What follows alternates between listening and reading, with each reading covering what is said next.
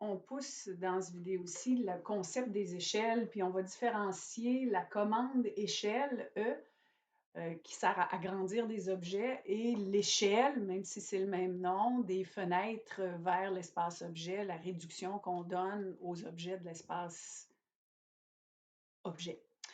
Je reprends l'exercice de la porte que vous aviez à faire. En fait, je ne sais pas si vous avez remarqué, mais j'avais dit que c'était non à l'échelle à ce moment-là, OK? NAE pour non à l'échelle. La raison, c'est que pour être capable de mettre mes cotations, j'avais mis une échelle 1,16. Puis bon, dans ce temps-là, j'aime mieux dire que ce n'est pas à l'échelle parce que pourquoi elle n'existe pas, cette échelle-là, sur votre règle triangulaire? Alors, on indique que c'est non à l'échelle, tout simplement.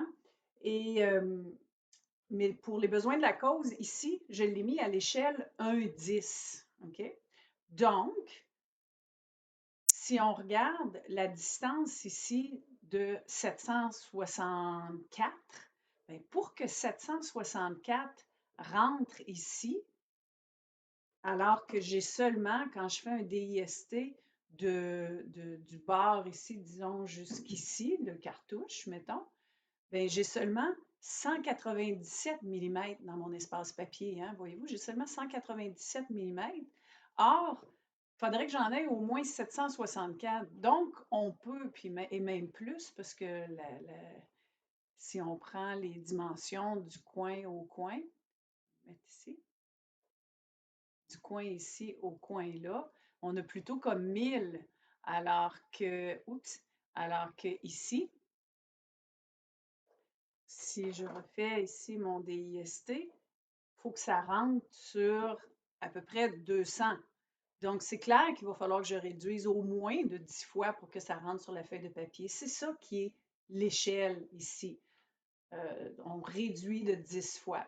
Alors, c'est important de déterminer ça avant de commencer à aller faire des cotations qui vont être des objets, ce qu'on appelle des objets annotatifs. Bon, inclus le mot tranquillement, là, mais avant d'aller pouvoir écrire, faire ces cotations-là, mettre des écritures, bien, vous comprendrez que puisque je vais réduire de 10 fois, il va falloir que ces écritures-là, si je la veux d'une hauteur de 2,5 mm dans l'espace papier, si je la veux de 2,5 mm dans l'espace papier, bien, il va falloir qu'elle soit 10 fois plus grosse, cette écriture-là, pour la réduire de 10 fois.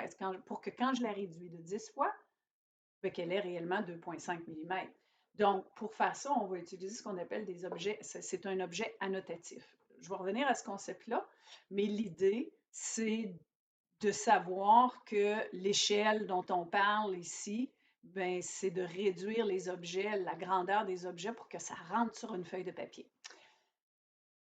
La commande échelle, alors, suppose que je gèle les calques ici. Ouais, c'est le calque actif, donc il ne voudra pas. Je vais le mettre ici. Je gèle les calques de dimension et que je fais la commande E pour échelle, EH, pardon, pour échelle.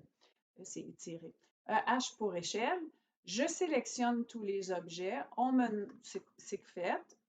Enter. Le point de base, ben, on peut le faire du coin ici inférieur gauche, donc ça va grandir. Voyez-vous, ça agrandit ou ça rapetisse à partir de là. Alors, la commande d'échelle pour un objet, c'est que ça agrandit ou ça rapetisse. On va l'agrandir de 2 fois. Je vais faire une échelle de 2. Fait que là, elle va être 2 fois plus grosse. Donc, on va s'attendre ici, bien sûr, à ce que ça ne rentre plus sur la feuille de papier. Il va falloir que je change mon échelle. Et clairement, puisque c'est plus gros, bien, il va falloir que je change à une échelle dont le dénominateur est plus grand pour rapetisser encore plus. Donc, 1,50, ça ferait, bon, 1,40, ce serait probablement 1,20, c'est-à-dire ce serait probablement l'idéal. 1,20, ça rentre. Alors là, on est rendu à une échelle 1,20 parce que j'ai grossi mon objet. Si on complexifie encore un peu plus, je prends un dessin qui est ici. Là, si je fais un DIST, vous allez voir que c'est pas mal plus grand. Celui-là, mon AEC DWG Unit Setup, on dit 310 ici, mais si je fais AEC DWG Unit Setup, vous allez voir que je suis en mètres. La feuille de papier, elle, on la mesure en millimètres. AutoCAD la pense en millimètres. Moi, je dessine en mètres. C'est là que ça se complexifie un peu. C'est qu'il y a un facteur de 1000 en quelque part dont on va devoir tenir compte. Parce qu'avant, millimètre pour millimètre, ça va bien, espace objet à espace papier. Mais là, de l'espace objet à l'espace papier, l'espace objet étant en mètres et l'espace papier étant en millimètres, hein, tantôt ici, on était en millimètres, le AECDWG, Unit Setup, j'étais en millimètres. Dans l'autre, il est en mètres. Donc, dans mon espace papier, la distance que j'avais ici, je le répète, j'avais une distance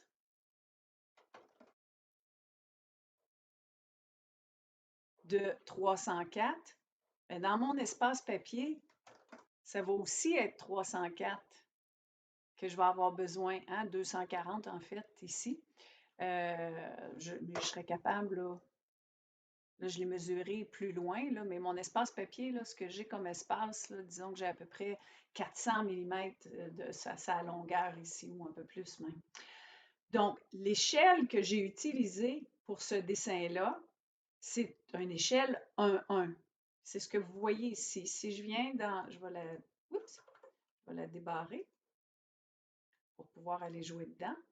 Et si je vais dans personnaliser, vous voyez que mon échelle que j'ai utilisée, qui était l'échelle, rappelez-vous, c'était l'échelle 1-1, puis moi je l'ai renommée disant 1000. Dans les faits, c'est 1000 parce que un papier millimètre vaut un dessin mètre.